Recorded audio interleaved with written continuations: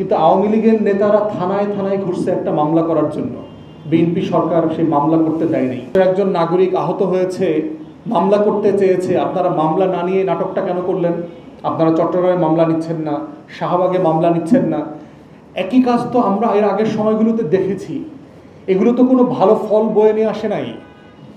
শেখ হাসিনা 21শে আগস্টের বোমা হামলার পরে যে আহত হইল, যেটার ঘটনার গোড়ায় না যায়, সত্য মিথ্যা যায়, কিন্তু আওয়ামী লীগের নেতারা থানায় থানায় ঘুরছে একটা মামলা করার জন্য। বিএনপি সরকার সেই মামলা করতে দেয় নাই।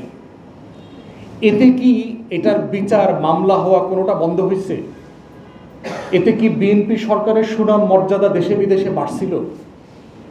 তাহলে এই ইতিহাস থেকে শিখতেছেন না কেন? গত 17-18 বছর আওয়ামী লীগ যে এই একই কাজগুলো করছে, সেই কাজগুলো কেন আপনারা করতে দিচ্ছেন এখনো পুলিশকে?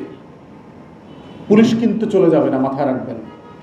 ওই একই পুলিশ কিন্তু এখনো আছে। অল্প কজন জেলে পলাইছে, অধিকাংশ আওয়ামী জমানার পুলিশ কিন্তু রয়ে গেছে। আওয়ামী লীগের নেতারা পালাইছে। পালাইতে হবে কিন্তু আপনাদেরকে, পুলিশ কিন্তু পালাবে না, মাথায় রাখেন। অতএব পুলিশকে এইরকম দায়িত্বহীন আচরণ করতে অ্যালাউ করবেন না। যেটা আইনের মধ্যে পড়ে তাকে সেটা করতে বাধ্য করতে হবে। সে আইনের বাইরে কিছু করতে পারবে না। মামলা তো নিয়েছেন শেষ পর্যন্ত, 11 ঘন্টা নাটক করলেন কেন? আবার একই সাথে পুলিশকে ধন্যবাদ জানাই যে নাসিরউদ্দিন পাটোয়ারির উপরে যে আক্রমণ হয়েছে, আপনারা সাফিসিয়েন্ট অ্যাকশনে যান নাই, কিন্তু তাকে পালিয়ে যেতে সাহায্য করেছেন, গাড়িতে করে এক জায়গাতে উঠায় দিয়েছেন। তাহলে মারামারি করার সময় কোনো দায়িত্ব নিচ্ছেন না কেন? কারণ বিএনপিকে পিটাইতে হবে, বিএনপি নেতাকর্মীদেরকে পিটাইতে হবে, এই কারণে।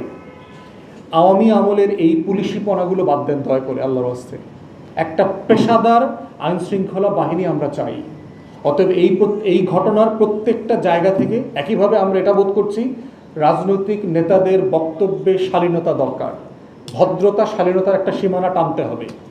আমরা প্রত্যেক দিন সরকারের সমালোচনা করছি, মাননীয় প্রধানমন্ত্রীর পলিসির সমালোচনা করছি, কিন্তু ব্যক্তিগতভাবে আক্রমণ করার রাজনীতি থেকে বেরোয় আসা দরকার। এটা নতুন রাজনৈতিক বন্দোবস্ত আমরা বলছি। এই ব্যক্তিগত আক্রমণের রাজনীতি করলে দেশ তো বদলাবে না। তাই আমাদের জায়গা থেকেও রাজনৈতিক সহনশীলতা এবং ভাষার সীমানা ঠিক করে রাখা দরকার। এই এত কিছুর ভিতরে দেখবেন আর একটা গুরুত্বপূর্ণ দুষ্টামি সরকার করেছে, সেটা হচ্ছে সচিবালয়ের যে আপনার সুপ্রিম কোর্টে যে সচিবালয় করা হয়েছিল, এই সচিবালয়টা তো র্যাটিফাই করা হয় নাই, বিলুপ্ত করে তার টোটাল ওয়ার্কফোর্স আইন মন্ত্রণালয়ে নিয়ে আসছে। সারা বাংলাদেশ এত এত কাজে ব্যস্ত যে আপনারা সেগুলো নিয়ে রিপোর্ট পর্যন্ত করা অথবা এগুলো নিয়ে মাথা দেওয়ার পর্যন্ত সময় কারো হয়নি।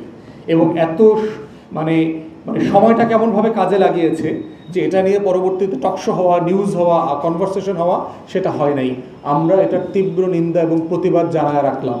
আপনারা সংবিধান, যে সংবিধানের দোহাই দিয়ে আপনারা ক্ষমতায় আছেন বলে মনে করেন, সেই 72-এর সংবিধানের অবমাননা করছেন আপনারা। মাজদার হোসেন মামলার রায় আপনাদের এনফোর্স করবার দায়িত্ব ছিল।